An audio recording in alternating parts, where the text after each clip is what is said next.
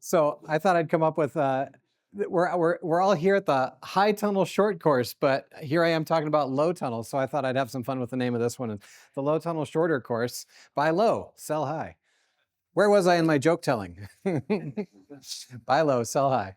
All right. So what is a low tunnel? What is a high tunnel? You received a handout about mesotunnels even. So, and I'll have a slide about that too, but I'm saying that's a low tunnel. That's a low tunnel too. It's a lot of different things.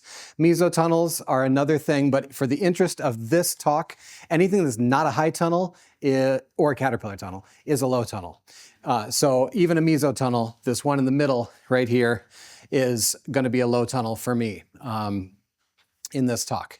And if you want, it's quite likely that QR code is going to take you to the handout that you received physically here, but there are other infographics about mesotunnels developed by this grant that you were a part of, Ajay, Mark Gleason here at Iowa State, several other universities, a lot of research done about this for keeping pests off of various crops using these mesotunnels in the field settings. And also, I should note that that low tunnels have been added to EQIP. And what does RCPP stand for? Any NRCS person in the room? Regional Conservation Partnership Program. Perfect. So you can, just like you could get a high tunnel paid for, maybe not just like, but imagine you could get a high tunnel paid for by EQIP. Also, NRCS will offer financial assistance for low tunnels too. Now, their definition is 4 feet or less in height. So I think that tracks with me just calling everything that's not a caterpillar or a high tunnel. Even a mesotunnel could be this. So here's a picture from their guidance document of Protect Net covering some half-high tunnels right there. That counts. They will help you buy the netting, the structure, and it doesn't have to have a structure. It could just be floating also. So if you are looking for assistance getting a row cover, Protect Net, wire or conduit or some other type of low tunnel inside of a high tunnel even to give you that extra layer of protection in the wintertime, there is funding available through NRCS now. Now, heads up that I've heard from at least one grower in a different part of the state who said that I told them this, and they got their local NRCS person out, and the NRCS person said, no, sorry, doesn't count. And it would push back against that. If they say that, it's just that they haven't. I asked the statewide person, and they said that no, that person just needed maybe to be educated about what that would look like. So this is all this information, and from this slide came from the statewide coordinator of this program. So, yeah, go for it. That number, that 821 number, can that help that conversation? Potentially, yeah. Or if you need help connecting with that, yeah, in the back, yes. Oh, you're a state equip. I was talking about so not the state. So I wasn't talking about you. Sorry. The what's his name? Nope. Mike Henderson. Mike Henderson is the one who I was talking with about this. Forgive me. Loud as you said. You all that checks out based on your understanding of it? Perfect. Thank you. Thank you for being in this room also. All right. Now, one thing I did not say on there is that it can also be DIY.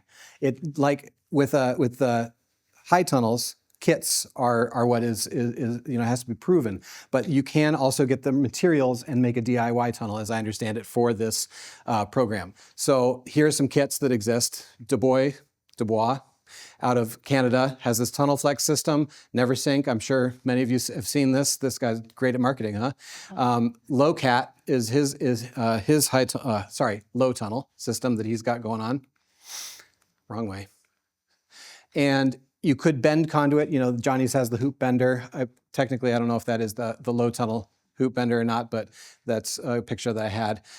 Or you could make your own jig. That's what I did when I was bending conduit. I just took a string with a pencil on some old scrap wood that I had, like a piece of fiber board, and it just traced that arc and cut it out with a jigsaw and bent my conduit around it. So it worked out. But the jigs are $120. They make it a little bit maybe nicer, but number 9 wire is a common thickness of wire for making your own supports. There's PVC or PEX, but be aware that if you are covering PVC with greenhouse plastic, that it will chemically react and you'll get a shorter life out of that plastic. It's going to wear through. There are other options like out there. Like I know that there's, if you follow any of the like tool accounts from like Japan and the small farm tools that they have, they've got machines that are like a walk behind rototiller, but the machine just like bends hoops and sets them in the ground, and then it's amazing. So there's lots of options for low tunnels. And you might think I'm saying buy low tunnels and sell your high tunnels. I am not saying that. Low tunnels are not going to do everything that a high tunnel can, and what they are is cheap season extension. That's their niche. But you do get what you pay for, and there are several drawbacks to low tunnels. So for instance, they do a bad job at clearing snow. And once you clear it off yourself, then all the snow is right there, and getting into that low tunnel, this is from my garden, it's a bear to get in there.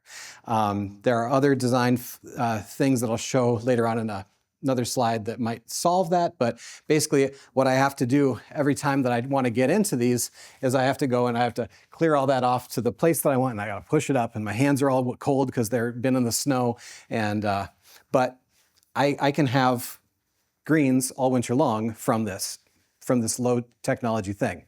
Do you really need to do it all winter long? No, and I'll talk about that later. Or is this need to fill that niche of getting greens all winter long? No, and I'll talk about that later. Another drawback, same with the high tunnel, but it's more accentuated in a low tunnel, that shade at any time of the day is going to really limit what the survival of what's inside of there.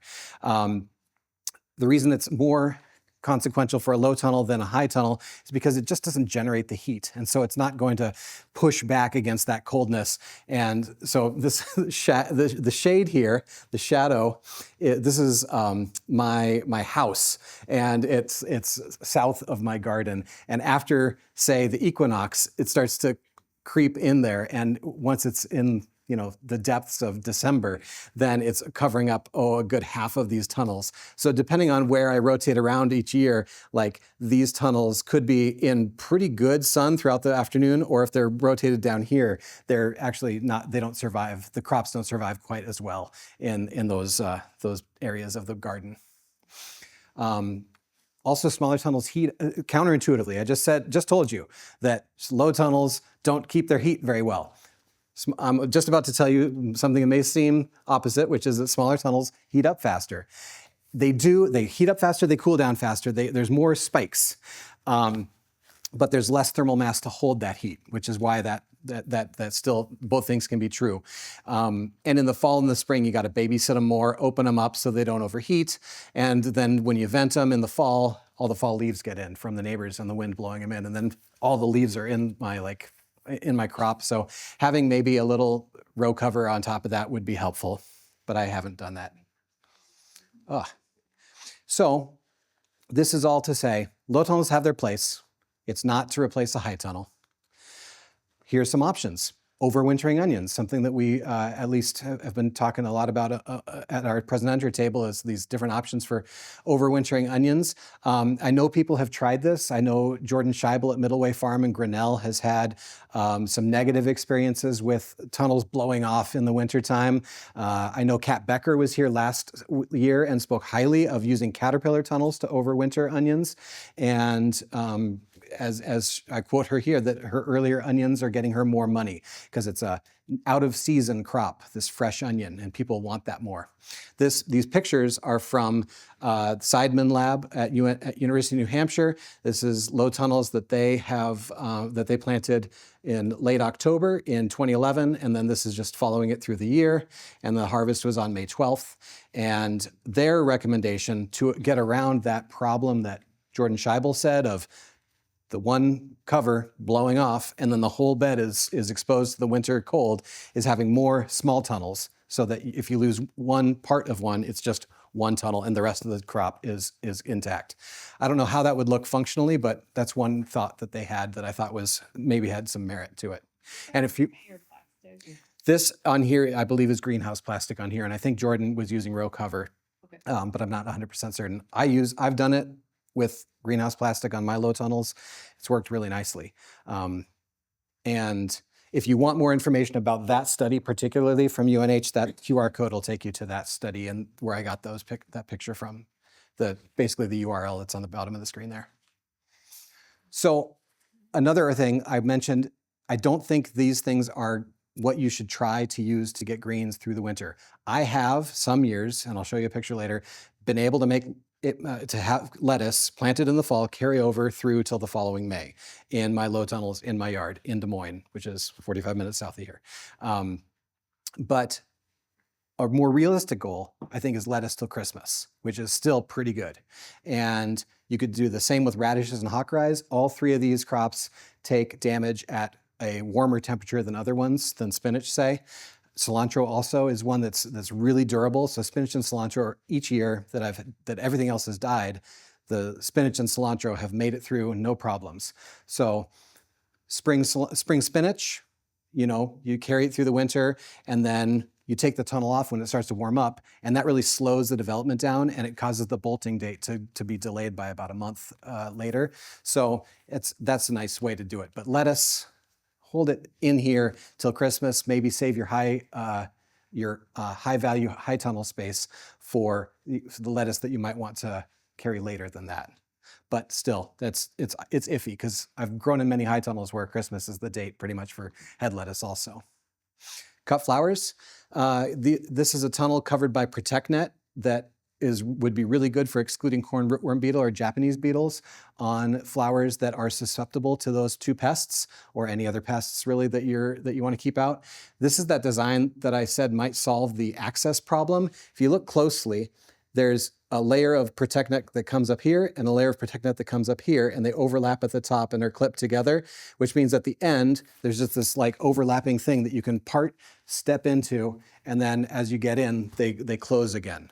So it's kind of a nifty idea that I was even considering cutting my greenhouse plastic down the middle, but I haven't done it yet, so that I could overlap it and like get in my tunnel. But if you want to see more, I should have put the URL on a QR code here for you, but this is, it's from Vegetable Academy, How to Protect Your Vegetables with Insect Netting. There's a 6-minute video or so that he's got about making that thing. I thought it was pretty nifty. I've overwintered cut flowers. I have not made that structure, but I have overwintered cut flowers in there. And I found earlier blooms. These bachelor's buttons bloomed several weeks before my spring sown bachelor's button seed. Longer stems on many crops, Nigella and Orlea, when I plant them in the spring or summer, they end up like, this tall, but after being overwintered, they're like this tall. So you get those really nice long stems. And then Delphinium, which emerges much better direct seeded in those fall beds than it does in my transplant tray that I'm trying to, Johnny's packet says transplant is recommended, but it requires that the temperature to be cold for it to come up, which is not the conditions in my transplant tray underneath my grow lights. So direct seeding, is in the fall, and giving it time out there it can be better for germination. But yeah, you get really good, other things that are in this bed are Bupleurum, foxglove in the back here.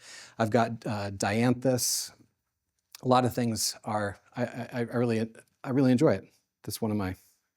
This bed brings me a lot of joy every year.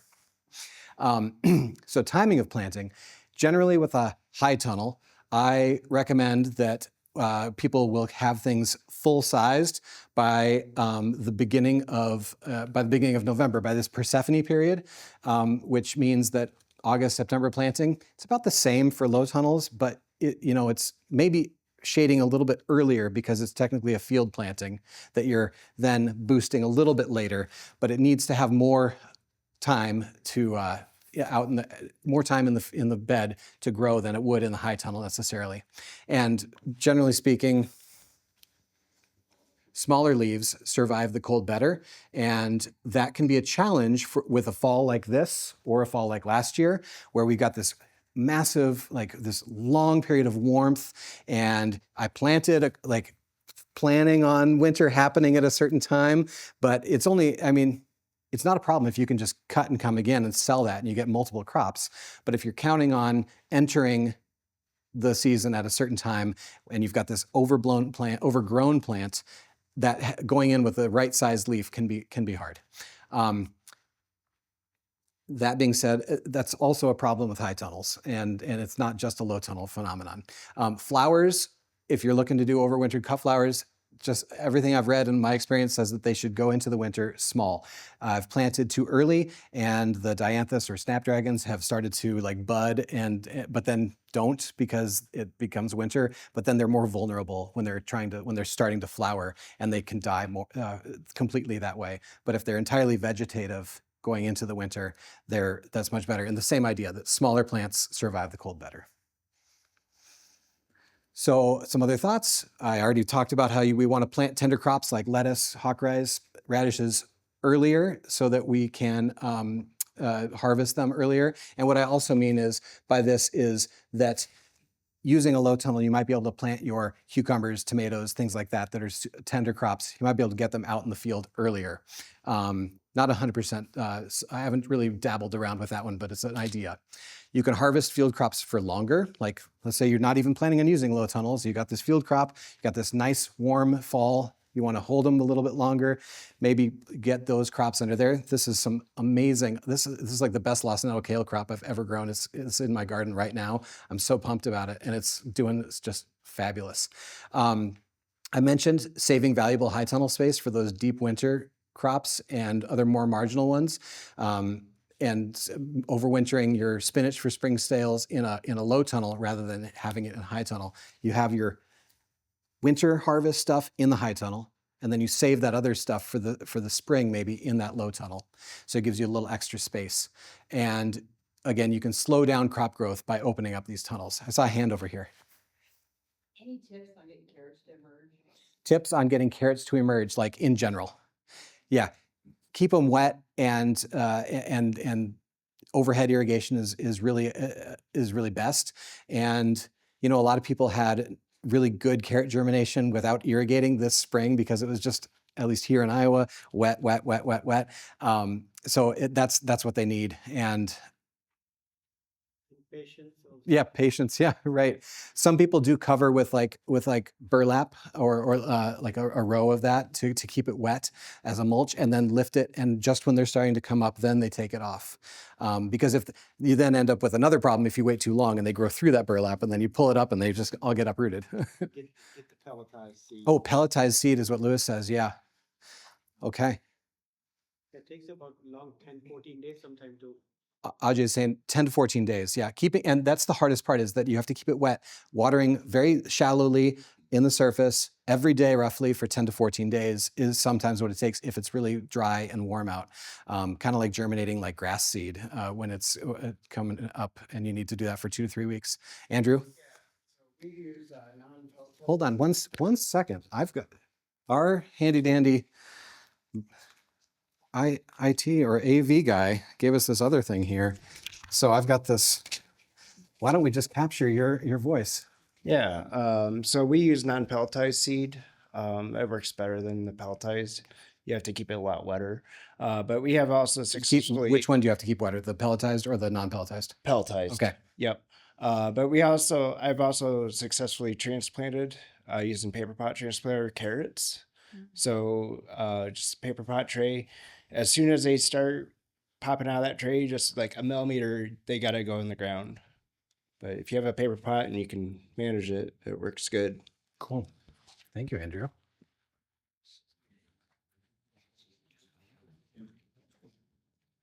with your pelletized. Oh. Does it not be better in hotter Here, weather? here, Lewis, Well, ask the question. There. no, my question about the pelletized seed. The pelletized carrot seed's primed seed, so they primed it, right? Then they coated.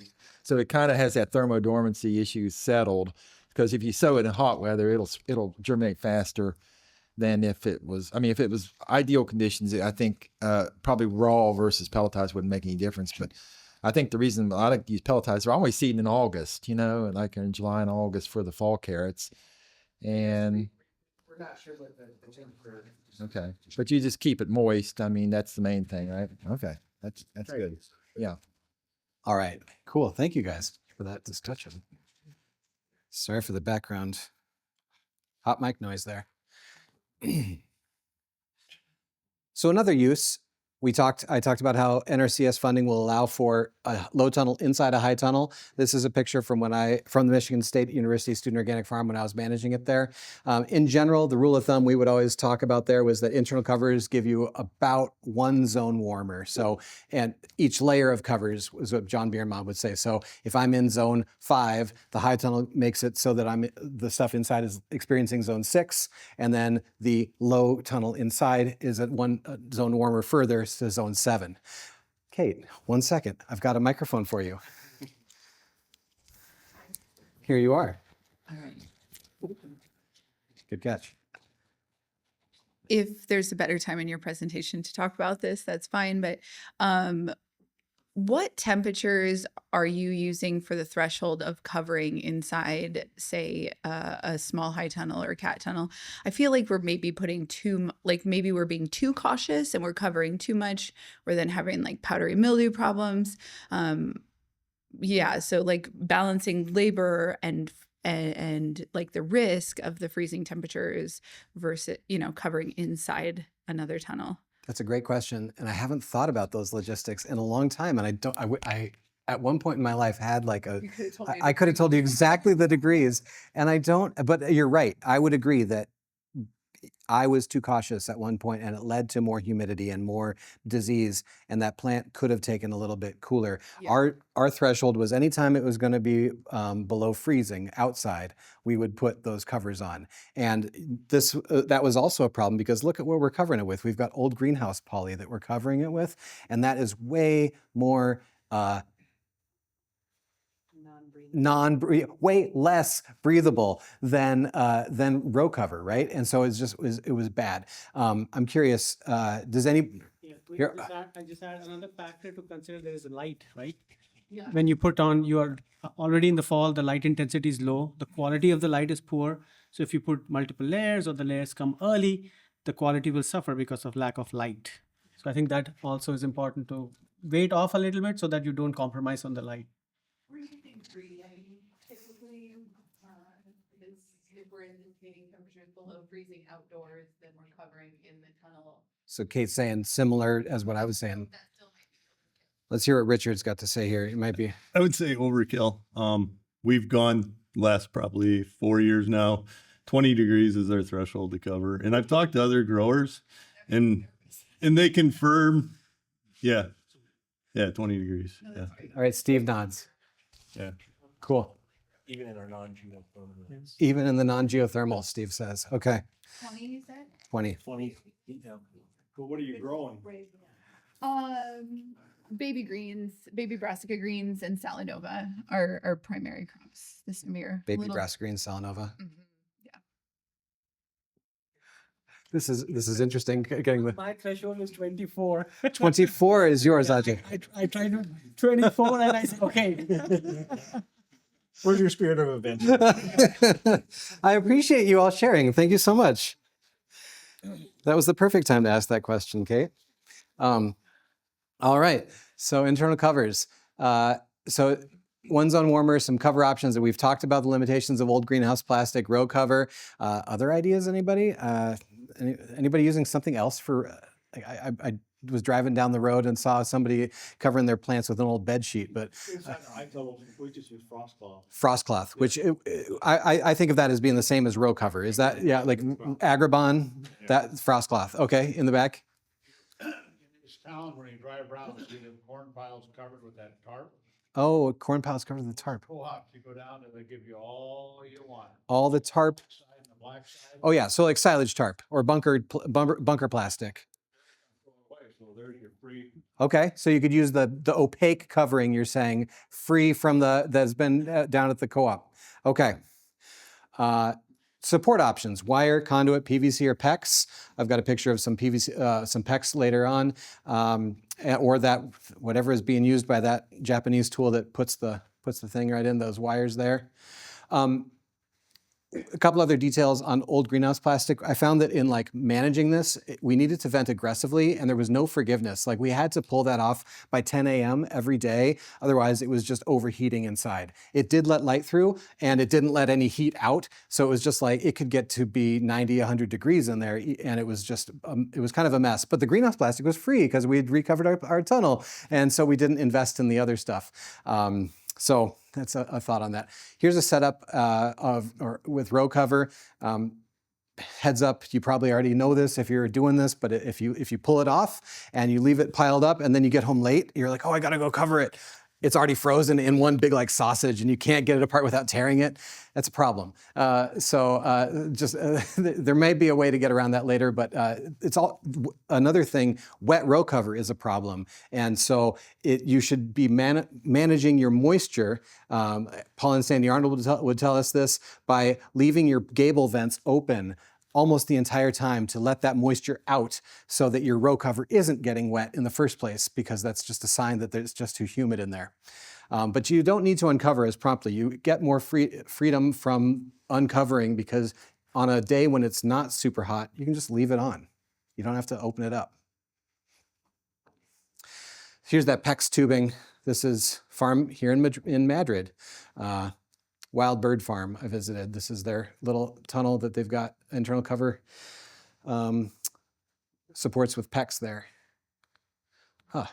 Sorry about that. Here's Bridgewater Farm, uses EMT conduit.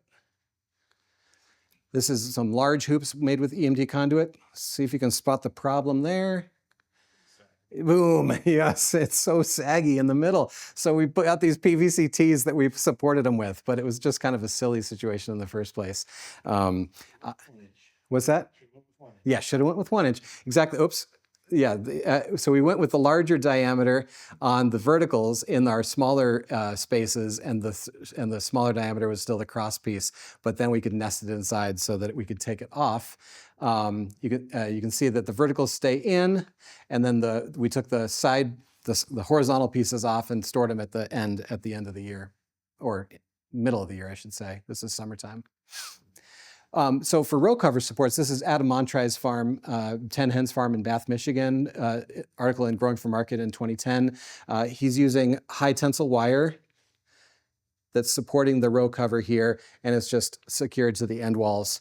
It works best if these are metal end walls that are sunk into the ground. If you've got it just sort of like slapped together on the end and it's not really load bearing, it's just gonna pull your end walls in.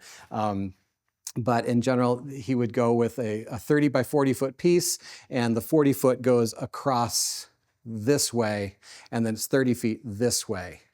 And here's what it looks like on the end wall with the high tensile spool there and the spring to keep it tensioned. And here it is during the day. So you would just gather it in and then work. The only bummer about this is that as you want to walk down the bed, you have to step over these wires. But otherwise, it seemed like it was a nice system. And then when you pull it closed at night, you just use clothespins to keep the different sections together. This is a farm in Fairbank, what's it, Neil Beck. Yep, that's who it is. Yeah, Neil Beck's farm. And so he had a tunnel in a tunnel. He just had gotten this secondhand structure that he was using to support his tomato wires. But he said that every once in a while he might put a cover in there to get more time out of to plant these pots earlier. So it would be another tunnel in a tunnel. It was unconventional, but interesting. All right. I'm going to cruise through this quick. This is just my experience of how I do it in my garden, and then I'll take some questions after this. So we talked about that already. I make my tunnels out of 10-foot EMT conduit. I'm putting rebar in the ground. I'm thinking it's a lot for doing this. You know, I'm thinking in the future I might just pound my conduit into like a point and just drive them into the ground, because pounding the rebar and then fitting that over it is kind of annoying, and I don't know if it's necessary, but that's how I'm doing it. I'm like setting it up like a caterpillar tunnel, but it's a low tunnel. It's way overbuilt, I feel like. Anyhow, I'm using the Farmer's Friend clips, and I added a the low tunnels are small enough diameter that they fit through the hole in this clip thing. And so I put a fender washer over that to keep it from pulling up. And that has worked pretty nicely. There it is in practice with the ropes intact or in place. There's two different ways to secure with ropes. I went the caterpillar tunnel way at first, just zigzagged over, but look at how like low that is. Way less tidy looking than a different rope for each one going out and then back, and then just cinched down. And I think that's a much better way. And I've seen even people who do this where instead of the farmer's friend clip, they're just using an old piece of drip tape that's speared there, and the rope goes through the drip tape and then is put over. So that drip tape is holding it down instead of a clip. So that'd be a cheaper way to do that. And they do it that same way, right, like that. And I'm all about this setup now. Yeah. Describe this one on the right?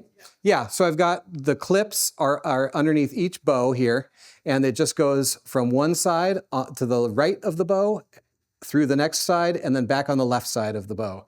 So they are just holding rather than zigzagging between each bow, there's just one piece of rope right here, a different piece of rope right here, a different piece of rope right here, a different piece of rope right here. And that also helps if the rope were to break, it also doesn't make the whole thing go loose. So I like it for a lot of reasons better. Do you like that well enough that you'd consider doing that to a big caterpillar tunnel? Good question. Do I like it well enough that I would consider doing that to a big caterpillar tunnel? We get Yeah. ropes I kind of fairly frequently. do. I don't know how it would, the caterpillar tunnel doesn't end up with the same like sagginess that this does, which is why I didn't like it very much. Because when the snow got in it, it would just crush the plants. But maybe. That would work pretty well, especially if you put channel on the. Hold on one sec. Hold on. Let's capture this. Yeah, Steve says what? I would, is that on? Should be. I would think that would work well on a caterpillar tunnel, especially if you put channel on both of the end bows and wiggle wired it so that it has that end support as well. If you kind of do it off of their stock, maybe it wouldn't make that much difference, but we really like putting that channel and wiggle wire on those caterpillar tunnels. All right. I got to move on. I'm almost out. I'm out of time. Each end is gathered and secured to a stake. I use a strap for my purlin, just like caterpillar tunnel kit, right? But you could use a pipe also, another piece of conduit. I weigh down the edges with sandbags, and these did survive that 2021 derecho that happened in December. I did not sleep very much that night because I was running to the window. Every time the wind blew, I was like, is that the plastic? It was never the plastic, but it was definitely, it withstood it. It wiggled, like it pulled a little bit, but there's enough slack. I have like 2 feet of slack of plastic on the ground on each side that it stayed weighed down. Anyway, I was happy about that. And it's like, I talked about how venting's a drag earlier, but really I don't vent that much in the wintertime because I used some temperature sensor inside, and it really didn't get above 50 degrees, even when it was sunny and outside was, 38, 40. It was really not too hot inside of there. I don't know, that word is meant to say beneficial too, because venting removes moisture from the air. Here's some pictures of plants. This is the year that in spring 2021, winter of 2020 to 2021, the Salanovas survived in the dirt, like just great. Look at that. Spinach, great. Baby leaf lettuce, okay. Baby leaf brassicas, meh. This is in January of 2022, some good ones. Cilantro, Salanova, spinach. I've found that Frizzigo and green oak leaf have been the hardiest for me. That's the green oak leaf, that's the Frizzigo. Red butter, green butter, red oak leaf, not so great. Just melted down. And spinach was the only 100% survivor after the cold winter of 21 to 22. The single cut lettuces did not regrow after mid-January. And here's the cilantro, which survived, but I just need to clean it up quite a bit. Here's the spinach in March of that year, cilantro growing back. Everything else, toast. Sulu, Spritzer, Annapolis, lettuce mix, all died. Koji, Amara, Shingiku, Rosie, Red Kingdom, those all died mid-January. And so this, I'm sorry I don't have pictures of like this last winter because it was so warm, but 2022 to 2023, like Christmas weather, it was really frigid and the temperature stayed below freezing from the 19th of December through the 27th, with 8 nights in the single digits, 5 nights lows below 0, 1 day at a high of 0. Like, what happened then? This is what, after that, this is what kale looked like underneath there. Black magic, it survived. The brassicas and brassicas, chard, bull's blood beet greens, doesn't look great, does it? Corvair spinach looks fine. Auroch, better. Annapolis Sulu salad mix, it survived. Dill did not. Cilantro, fair. It just needs a lot of cleanup. This is like keeping it alive, but not, you're not necessarily marketing these leaves that are right there. Parsley, single cut salad heads after that stretch, those same, like that same differentiation that I saw earlier with Frizzigo looking better than some of those other ones. And some carrots, I wouldn't recommend it. The shoulders were really bad. They were really like poor texture. All right, that's my presentation. If you want to join, I've got a couple listservs, one for cut flower growers, one for vegetable growers. This will take you to a 5-minute survey for that you'd fill out. It just helps me like develop good programming for you as a grower. Please sign up. I send out a newsletter every week in the summertime with information about what is going on around the state and weather information from our state climatologist from the podcast that I do with them. So yeah, sign up for one of those. You'll fill out the survey and then you'll put your email address in at the end of it.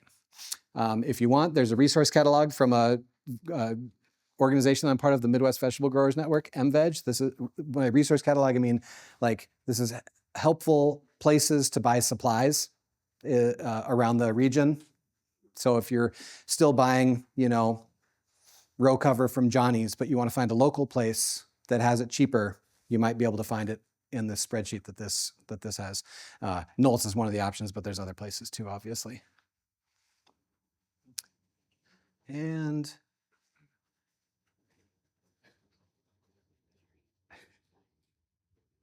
all right.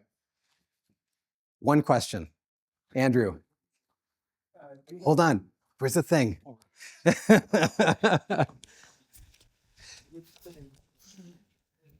All right, Andrew. Yeah. Do you know anyone that has automated their row covers on a low cat instead of like a high tunnel?